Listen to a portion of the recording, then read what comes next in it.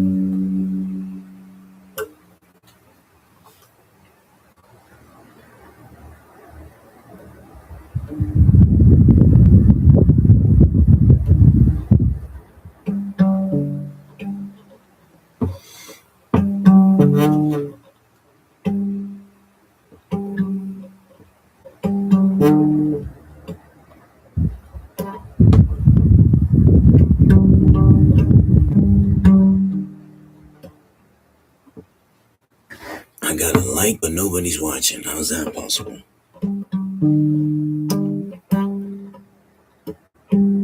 Ah, there it is.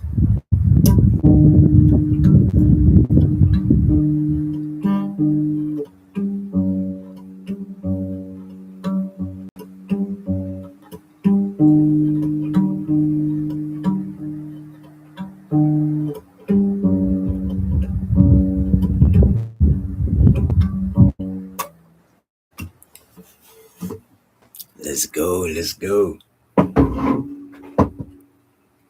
It's good to have you back. It's good to have you back. Let's get right into it. Today, the Lord told me to give you this prophetic word, but before that, He told me to go to Judges 6, 7, and 8. So get comfortable because it's about to get good. Let me do this real quick.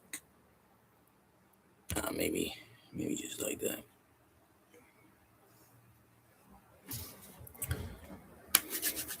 Let's go. Gideon becomes Israel's judge. The Israelites did evil in the Lord's sight, So the Lord handed them over to the Midianites for 7 years.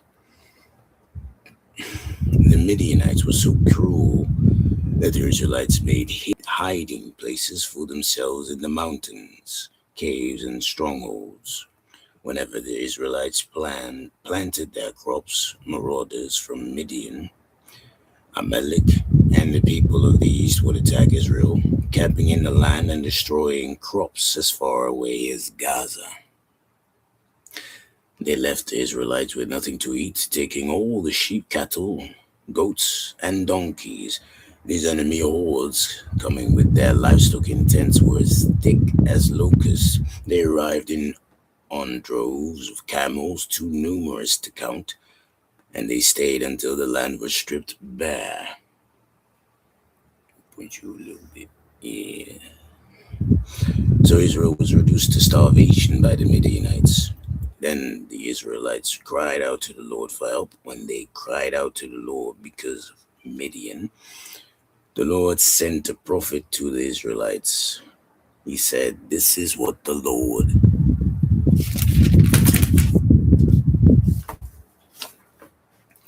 the God of Israel, says. I brought you up out of slavery in Egypt. I rescued you from the Egyptians and from all who oppressed you. I drove you out. I drove out your enemies and gave you their land. I told you, I am the Lord your God. You must not worship the gods of the Amorites in whose land you now live.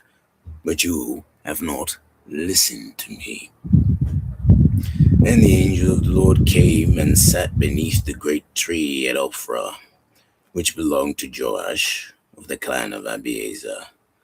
Gideon, son of Joash, was threshing wheat at the bottom of a winepress to hide the grain from the Midianites. The angel of the Lord appeared to him and said, "Mighty hero, the Lord is with you." "Sir," Gideon replied, "if the Lord is with us, why has all this happened to us? And where are all the miracles our ancestors told us about? Didn't they say the Lord brought us up out of Egypt? But now the Lord has abandoned us and handed us over to the Midianites." Then the Lord turned to him and said, "Go with the strength you have and rescue Israel from the Midianites. I am sending you." "But Lord," Gideon replied, "how can I rescue Israel? My clan is the weakest in the whole tribe of Manasseh, and I am the least in my entire family." The Lord said to him, "I will be with you, and you will destroy the Midianites as if you were fighting against one man." Gideon replied, "If you are truly going to help me, show me a sign to prove that it is really the Lord speaking to me. Don't go away until I come back and bring my offering to you." He answered, "I will stay here until you return." Gideon hurried home. He cooked a young goat, and with a basket of flour, he baked some bread without yeast. Then, carrying the meat in a basket and the broth in a pot, he brought them out and presented them to the angel who was under the great tree. The angel of God said to him, "Place the meat and the unleavened bread on this rock and pour the broth over it." And Gideon did as he was told, and the angel of the Lord touched the meat and bread with the tip of the staff in his hand, and fire flamed up from the rock and consumed all he had brought, and the angel of the Lord disappeared.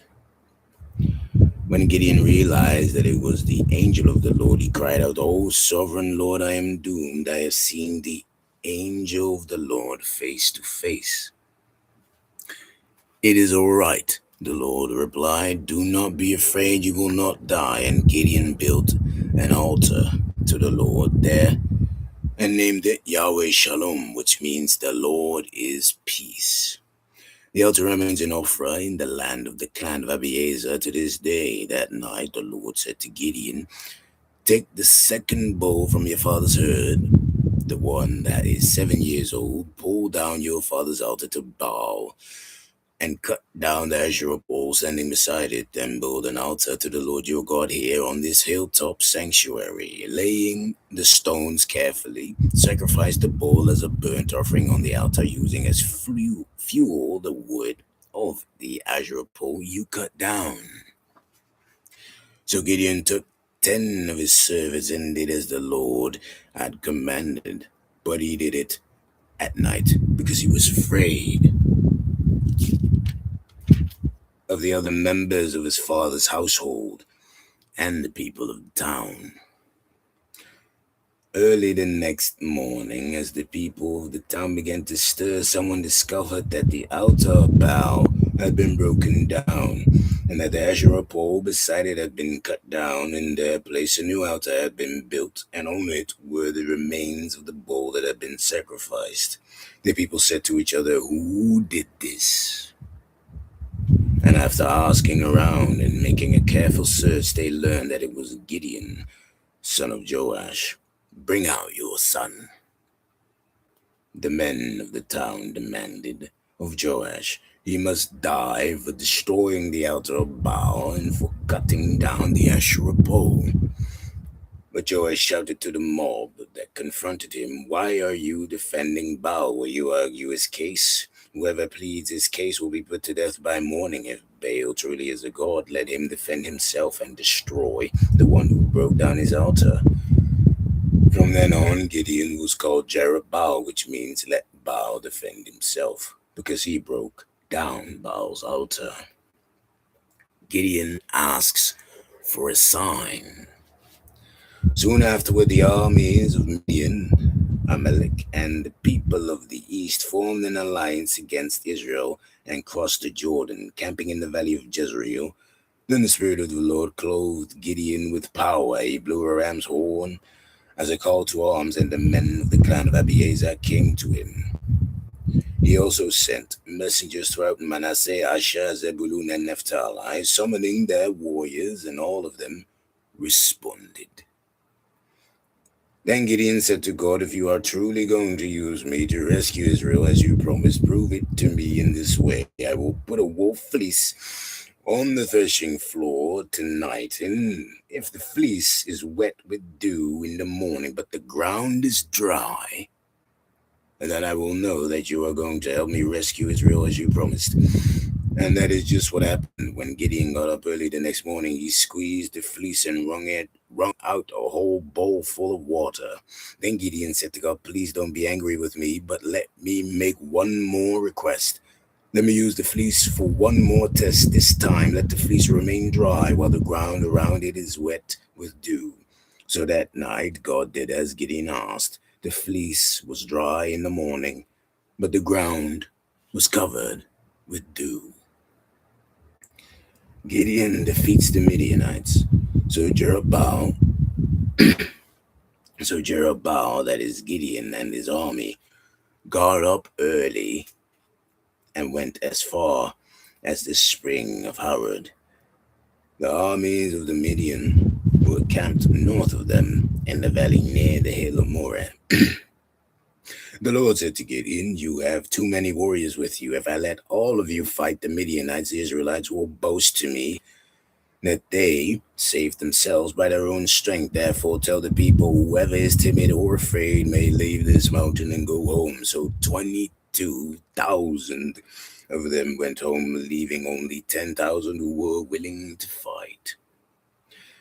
But the Lord told Gideon, "There are still too many. Bring them down to the spring, and I will test them to determine who will go with you and who will not." When Gideon took his warriors down to the water, the Lord told him, "Divide the men into two groups.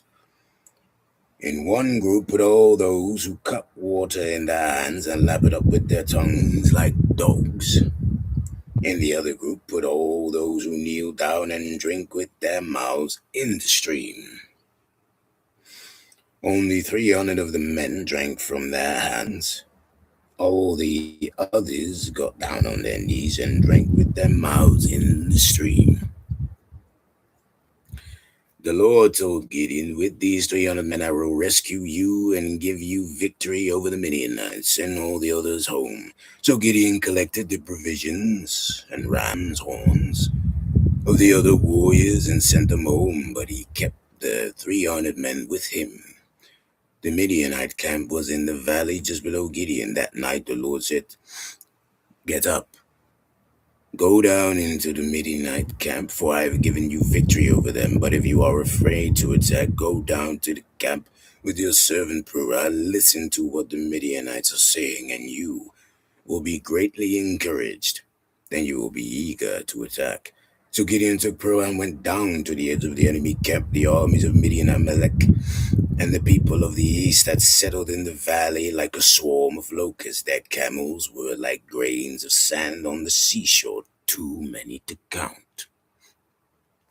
Gideon crept up just as a man was telling his companion about a dream. The man said, I had this dream, and in my dream a loaf of bread came tumbling down into the Midian camp. It ate a tent, turned it over, and knocked it flat.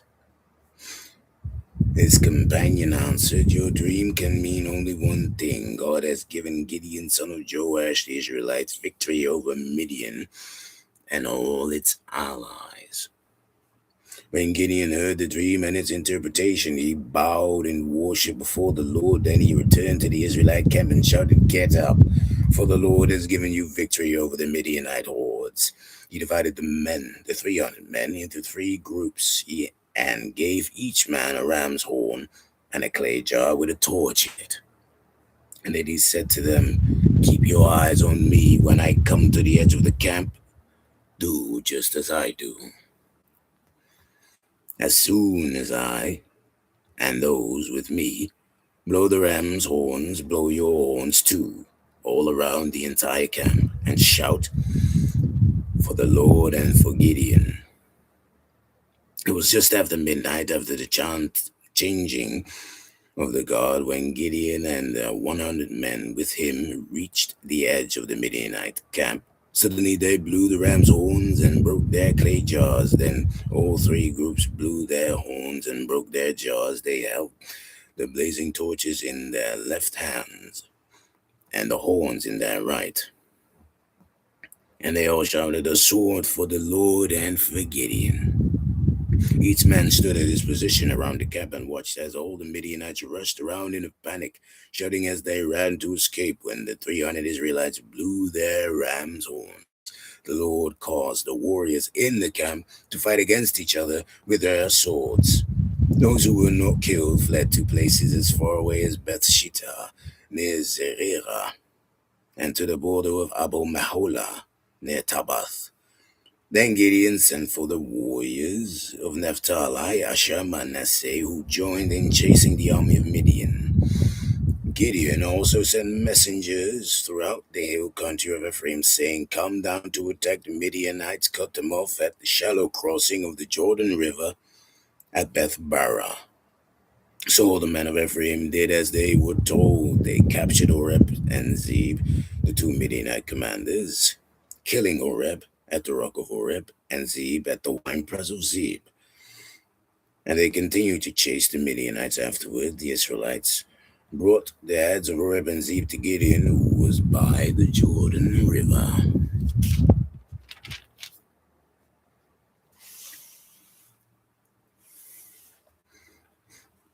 Gideon kills Zebah and Zalmunna.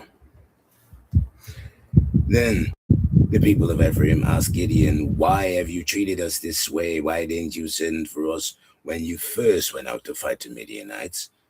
And they argued heatedly with Gideon. But Gideon replied, what have I accomplished compared to you? Aren't even the leftover grapes of Ephraim harvest better than the entire crop of my little clan of Abiezer?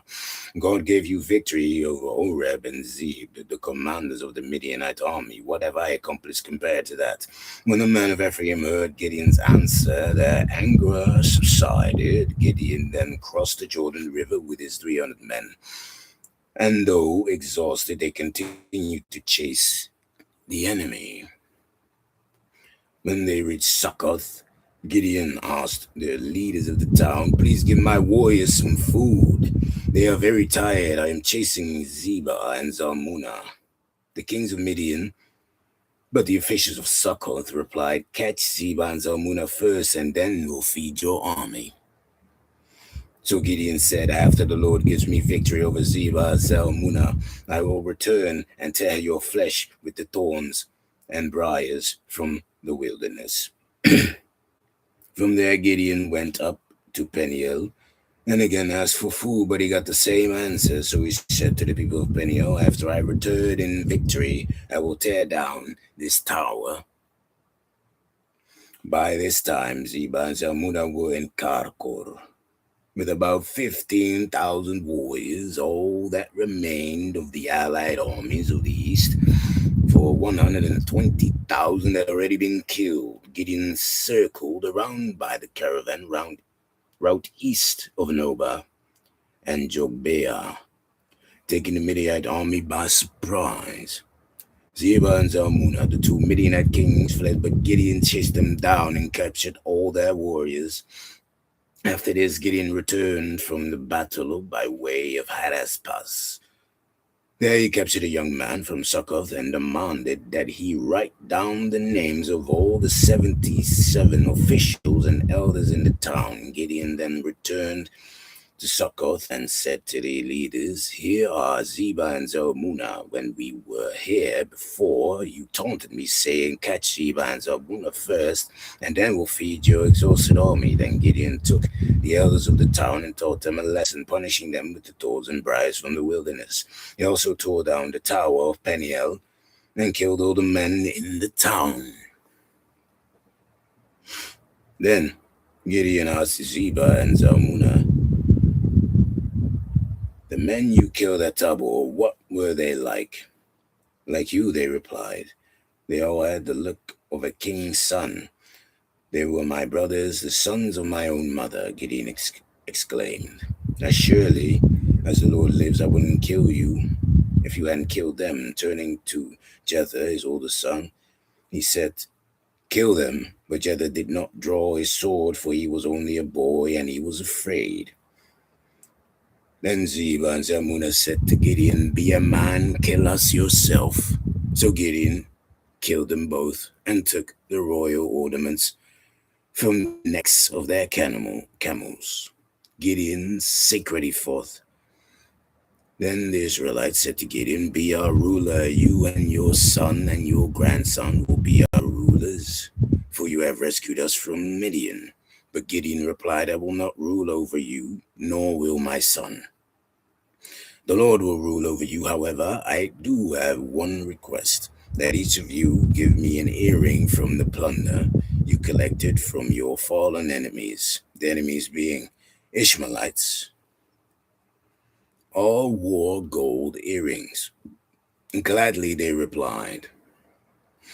They spread out a cloak, and each one threw in a gold earring he had gathered from the plunder. The weight of the gold earrings was 43 pounds, not including the royal ornaments and pendants, the purple clothing worn by the king of Midian, or the chains around the necks of their camels. Gideon made a sacred ephod from the gold and put it in Ophrah, his hometown, but soon all the Israelites prostituted themselves by worshipping it, and it became a trap for Gideon and his family. That is the story of how the people of Israel defeated Midian, which never recovered throughout the rest of Gideon's life. About 40 years there was peace in the land. Then Gideon, son of Joash, returned home. He had 70 sons born to him, for he had many wives. He also had a concubine in Shechem, who gave birth to a son, whom he named Abimelech. Gideon died when he was very old, and he was buried in the grave of his father Joash at Ophrah, in the land of the clan of Abiezer. As soon as Gideon died, the Israelites prostituted themselves by worshipping the image of Baal, making Baal-berith their god. They forgot the Lord their God, who had rescued them from all their enemies surrounding them. Nor did they show any loyalty to the family of Jerubbaal, that is Gideon, despite all the good he had done for Israel. Now I take you to the prophetic word that God wanted me to share with you. Now listen closely and take heed. The Lord told me, though you might not think much of yourself, I see who you are without the mask, without the insecurity, without the hesitation. So trust that I will get you to the best version of yourself. I, the sovereign Lord, have spoken. This was all I had for you today.